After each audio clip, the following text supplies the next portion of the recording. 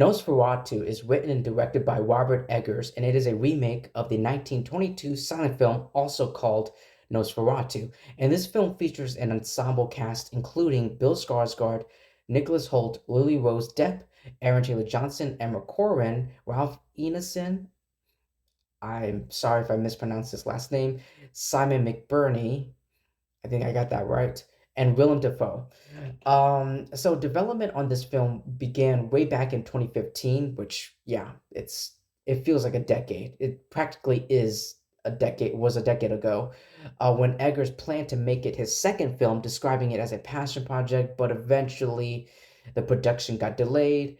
But then, years went by, and then the casting such as, Depp and Skarsgård were, cast as the leads, and the rest, and then production eventually started to began. I would say back in 2022, so so like 2 years ago.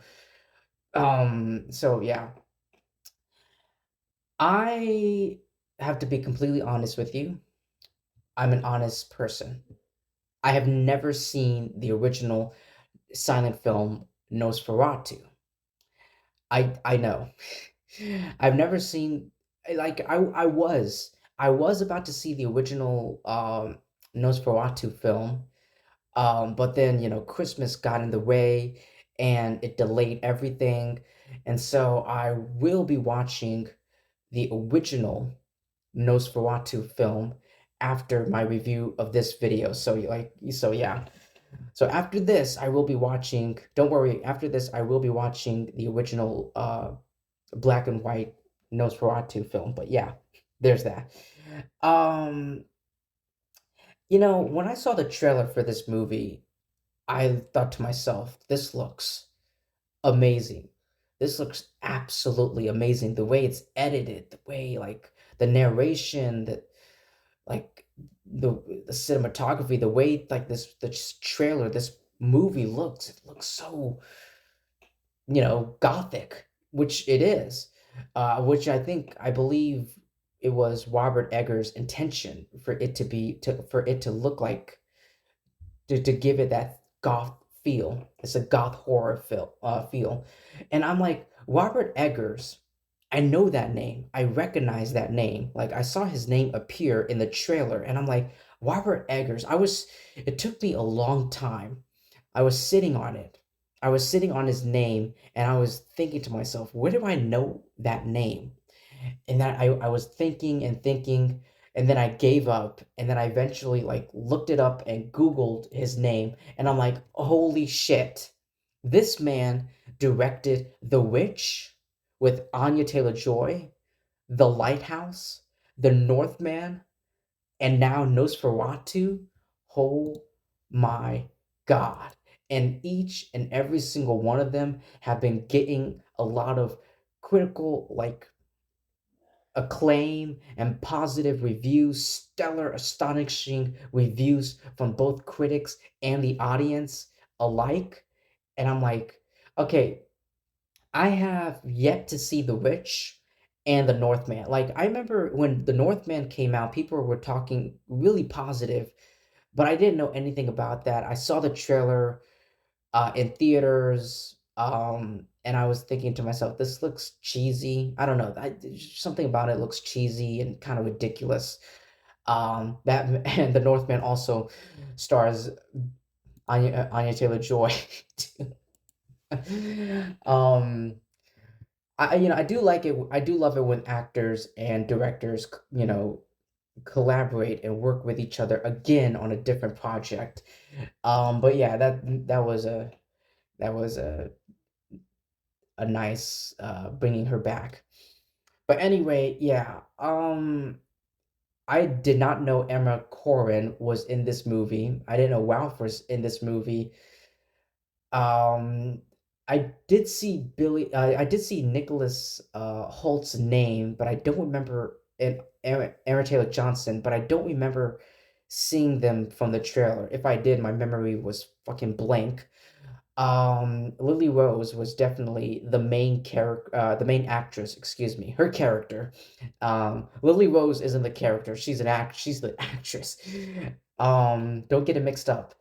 But yeah, Lily Rose, like her acting in this movie, her performance was really like, oh my God, like the performances of each of these actors, including the two biggest ones, which was Nicholas Holt, excuse me, which was Bill Skarsgård's Nosferatu, um, and Lily Rose's character, whose character's name I don't remember, I can't think of at the top of my head, but those two are like the lead actors, and their performances were really, really great. I didn't know that was Bill Skarsgård until like his name popped up at the end credits, when the credits started rolling. And I saw his name. I was like, wait, what? That my mind was blown. Like Bill Skarsgård. This man went from playing like Pennywise, like I feel like Bill Skarsgård loves like wearing like prosthetics and makeup and being he went from playing Bill Pennywise the Clown to Nosferatu, and in the middle he was in Barbarian, Boy Kills World at the Crow, which we do not want to talk about. Nobody wants to talk about. But yeah, it's good seeing Bill Skarsgård, and I love seeing Nicholas Holt. Like, oh my God, like Jesus, like literally last Friday, which was December 20th. I saw his movie, Nicholas Holt's movie, Juro #2, directed by the amazing Clint Eastwood, and he was amazing, absolutely extraordinary um, in that film. So I just love seeing, and I didn't know Emma Corrin was in this movie. I'm like, wait a minute, I know that woman. I'm like, that's the chick from who? That was the villain. She was the villain because that was Cassandra Nova in Deadpool and Wolverine. That was the bald chick from Deadpool and Wolverine, the villain. I'm like, oh my God, yeah, it is. Emma Corrin. It's good to see, recognizable returning faces. And yeah, like I said in the opening of this video, I do recognize Ralph from a movie that I saw, another horror movie, which was The First Omen. I thought he did a really good job in that film too. And Willem Dafoe, I mean, Willem Dafoe is Willem Dafoe. He's amazing in every single role, in every single movie that he's in. So yeah, I just love Robert Eggers' direction in this film. The cinema, Jesus Christ, the cinematography was excellent. Um, like Robert Eggers was inspired by like a couple of films when he was developing and making this movie, and the cinematography, like the snow, the black and white, the aesthetic, the lighting, oh my God, like the white snow, the black aesthetics, and the clothes, and just the surroundings, the environment, it just, it really, the white does really pop out. Um, And then like not just that, but also the aspect ratio. Like I was paying attention. It's very rare. This is extremely rare, but in this case, like I was paying attention to the aspect ratio that this film was being shot at. I noticed that the cinematography, like the cinematographer, who, okay, I'm not even gonna pronounce the name. I'm not even going to pronounce his name, but Jaren, I think that's how you pronounce his first name. I can pronounce his first name. I don't know how to pronounce. I'm not going to butcher his last name. Jaren. Jaren's his work and the way he shot this film was just amazing. Holy shit! Like I was paying attention to the aspect ratio. Like the top of the aspect ratio is like on the top. It focuses like on the actors, like like their, not their forehead, but like the top of their head, the top of the The top of the aspect ratio is like on the top of the character's head, the actor's head, and then the bottom of the aspect ratio is like their collarbone or like maybe slightly below the collarbone. And I just and like there's like some there's like so much space on the left and the right of um of the actors or the characters in the film, but also the way like the camera would like it doesn't cut. Like there's like a lot of tracking. There's a couple tracking shots in this film that I just clap my hands and applaud um to myself. And like I just love how the camera like it doesn't cut. It just like shows it just moves towards the right. Like when a character hears something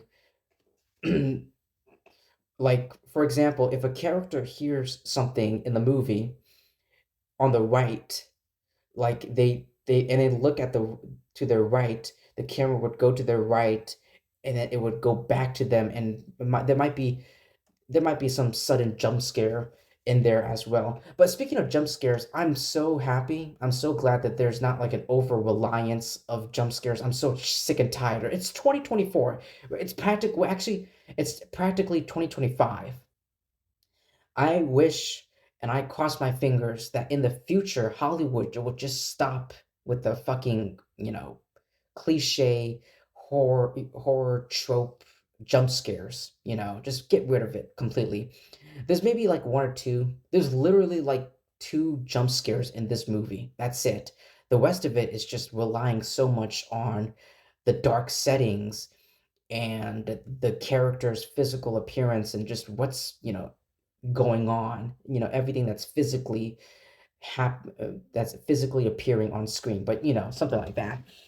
Um, Bill Skarsgård was so unrecognizable. I can see his eyes and a little bit of his eyebrows, but the rest of it is just like, what the hell? Like that is just a huge transformation.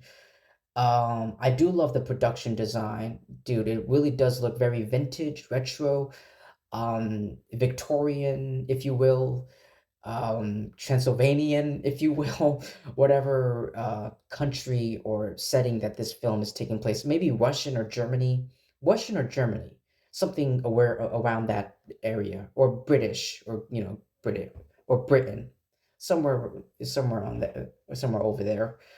I do love the costumes. I was like mesmerized by Emma Corrin's and Lily Rose Depp's dresses, and also Aaron Taylor Johnson, Willem Dafoe's, Nicholas Hoult, like all of their like costumes and that they were wearing. I did really focus on that as well. But yeah, it's just this movie is just amazing. Wow. Um, Let me actually see.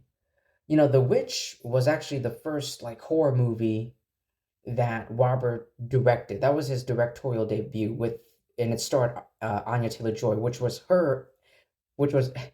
coincidentally her first, acting debut. And then he directed The Lighthouse with Willem Dafoe, and Robert Pattinson, which that movie was like a psychological horror film. And then you got The Northman. The Northman was like an action historical, you know, epic piece, if you will. And now you got Nosferatu, and he's going back to that witch category, that witch vibe genre. And yeah, this movie is just amazing, guys. Absolutely, absolutely amazing. I would dare to say that this is one of the best movies of this year, and this year is literally coming to an end. Like this weekend, I am getting prepared um, to make a list of my favorite movies and all my least favorite movies. So like the best movies, my best movies and my worst movies of this year. I'm getting, prepared and getting all that set up for you guys. Um yeah, this movie is both repulsive and but also strangely seductive, you know. um yeah, like this movie is just beautiful. The cinematography is just beautiful to look at. Oh my god. The script, screenplay, yeah, it really does sustain and builds that fear, you know. It's so hypnotic. Um and it's not just Nosferatu, but it's like the script and the performances is all like hypnotically scary, if you will. Um but yeah. Yeah.